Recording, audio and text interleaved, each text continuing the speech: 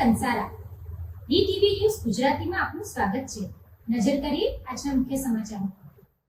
અંકલેશ્વર પાસેના મુલદ માંડવા Narmada bridge toll tax પર ગેરરીતિઓ ચાલતી હોવાના આક્ષેપ સાથે અંકલેશ્વર બી ડિવિઝન પોલીસ સ્ટેશનમાં લેખિત ફરિયાદ નોંધાવવામાં આવી છે। સુરતના સરથાણા વિસ્તારમાં રહેતા સામાજિક કાર્યકર રાજેશ ભોળા રામાણી દ્વારા આપવામાં આવેલી અરજીમાં જણાવાયું છે કે ટોલ ટેક્સ પર કાર્યરત કેટલાક પરપ્રાંતીય તેમજ સ્થાનિક કર્મચારીઓ વાહન ચાલકો સાથે અભદ્ર વર્તન કરી નિયમ કરતાં વધુ રકમ બળજબરીથી વસૂલાતા હોવાના આરોપ છે। ફરિયાદ અનુસાર ઓવરલોડના બહાના હેઠળ વાહન ચાલકો પાસેથી વધારાની રકમ લેવામાં આવે છે તેમજ કેટલાક કર્મચારીઓ ચાલુ વાહનો પાસે જઈ જોખમી રીતે વસૂલાત કરતા હોવાના કારણે અકસ્માતની શક્યતાઓ વધે છે અને જાહેર સુરક્ષા જોખમાય છે। અરજદારે વધુમાં આક્ષેપ કર્યો છે કે ટોલ પર કામ કરતા કેટલાક કર્મચારીઓનું પોલીસ વેરિફિકેશન કરવામાં આવ્યું નથી તેમજ ટોલના નિયમિત દરોનું પાલન થતું નથી। સ્થાનિક વાહન ચાલકોને મળવાની રાહતનો અમલ પણ ન થતો હોવાનો ઉલ્લેખ અરજીમાં કરવામાં આવ્યો છે। વારંવાર આવી ઘટનાઓ બનતી હોવાના કારણે સમગ્ર મામલે આયોજનબદ્ધ ગેરનીતિની શંકા વ્યક્ત કરી ટોલના મુખ્ય કોન્ટ્રાક્ટર સામે પણ તપાસ કરવાની માંગ ઉઠાવવામાં આવી છે। ફરિયાદમાં ટોલ કર્મચારીઓ અને કોન્ટ્રાક્ટર સામે તપાસ હાથ ધરવી, સીસીટીવી ફૂટેજની તપાસ કરવી, પોલીસ મોનિટરિંગ ગોઠવવું તેમજ નિયમભંગ સાબિત થાય તો નેશનલ હાઈવે ઓથોરિટી દ્વારા કોન્ટ્રાક્ટ રદ કરવાની ભલામણ કરવાની માંગ કરવામાં આવી છે। હાલ અંકલેશ્વર બી ડિવિઝન પોલીસ દ્વારા અરજી સ્વીકારી આગળની તપાસ હાથ ધરવામાં આવી હોવાનું જાણવા મળી રહ્યું છે।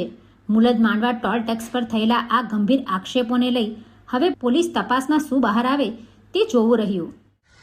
મારું નામ વિજયભાઈ રામજીભાઈ ખૂંટ, હું સુરતનો રહેવાસી છું અને ટ્રાન્સપોર્ટનો ધંધો કરું છું। આપણે માંડવા ટોલ ટેક્સ છે જે ભરૂચ નર્મદા બ્રિજ ઉપર, ત્યાંથી અમારા વાહનો પ્રસાર થાય છે, ટ્રકો। એમાં આ લોકો બિનજરૂરી પૈસા માંગે છે અને અમુક એમના જે મળતિયા હોય એમના કોઈ ટ્રકના, એના કોઈ ભારે વાહનના કે કોઈ ટોલ ટેક્સના પૈસા લેવામાં નથી આવતા। ફક્ત ને ફક્ત જે અજાણ્યા વ્યક્તિઓ છે એમની પાસે જ લેવામાં આવે છે, બાકી બધાને છોડી દેવામાં આવે છે। અને આ ટોલ ટેક્સ ઉપર ઓવરલોડનો દંડ વસૂલવામાં એક જ ટોલ ટેક્સ ઉપર આવે છે, બાકી ગુજરાતમાં કોઈ ટોલ ટેક્સ ઉપર આવો દંડ વસૂલવામાં નથી આવતો। બીજા નંબરમાં કે ત્યાં ડ્રાઈવર વાળે ગુંડાગર્દી કરે છે, માલિકો ફોન કરે તો એમની હારે બી ગુંડાગર્દી કરે છે અને કે તમારે જ્યાં જે વસ્તુ કરવી એ કરજો, અમારે અહીંયા આ જ રીતે પૈસા લેવામાં આવશે।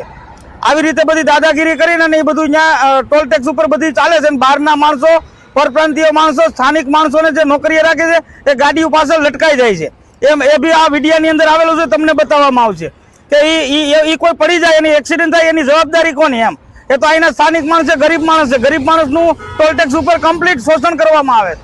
વાહનો તથા હળવા વાહનો અમારું કાયમ માંડવા જે ટોલ ટેક્સ છે ભરૂચ નર્મદાનો, ત્યાંથી પસાર થવાનું હોય છે। ત્યારે ઘણીવાર એવું બને છે કે ત્યાંના કર્મચારીઓ જે ગુંડાઓના વેશમાં ત્યાં ઊભા હોય છે તે મરજી મુજબનો ટોલ ટેક્સ વસૂલે છે તેમજ ઓવરલોડના નાણાં વસૂલવામાં આવે છે અને ત્યારબાદ કોઈપણ પ્રકારની કાટા પરચી કે કોઈપણ પ્રકારની નાણાં ભર્યાની રસીદ આપવામાં આવતી નથી।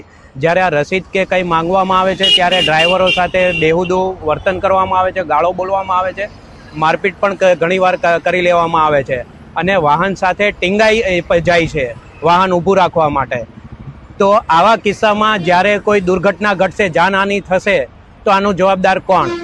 એટલે જે ટોલનાકાના કોન્ટ્રાક્ટરો છે તે લોકો પણ આ બધા વાતને પ્રોત્સાહન આપે છે। એને બી ઘણીવાર અમે ટેલિફોનિક રજૂઆત કરી છે કે તમારા માણસો આ રીતે ગુંડાગર્દી કરે છે છતાં સાંભળતા નથી અને એવો જવાબ આપે છે કે ભાઈ તમારે એ રીતે નાણાં આપવા જ પડશે, કોઈ રસીદ મળશે નહીં, કાટા પરચી મળશે નહીં અને અમારી કોઈ પણ રજૂઆત સાંભળતા નથી અને લોકલો વાહનો પાસે પણ ટોલ ટેક્સ વસૂલવામાં આવે છે, દાદાગીરીથી વસૂલવામાં આવે છે અને ચોક્કસ જે એ લોકો પાસે લિસ્ટ છે એ મુજબના વાહનોમાં હપ્તા લઈને વાહનો જવા દેવામાં આવે છે। એમાં કોઈ ટોલ ટેક્સ નથી માગવામાં આવતો કે કોઈ ઓવરલોડનો ટેક્સ માગવામાં નથી આવતો અને કાંટા ઉપર ગાડી ચલાવવામાં નથી આવતી। એટલે ચોક્કસ વાહનોમાં એમ જ વાહનો પસાર થઈ દેવામાં આવે, મોકલી દેવામાં આવે છે અને અમુક અમારા જે વાહનો છે જે અમે એને હપ્તા નથી આપતા એવા વાહનો પાસેથી દાદાગીરી કરીને બળજબરીપૂર્વક જે પરપ્રાંતીયો માણસો જે ગુંડાઓ રાખેલ છે એના દ્વારા વસૂલાત કરવામાં આવે છે, દાદાગીરી કરવામાં આવે છે। Pintu Modi, DTV news, Ankleshwar.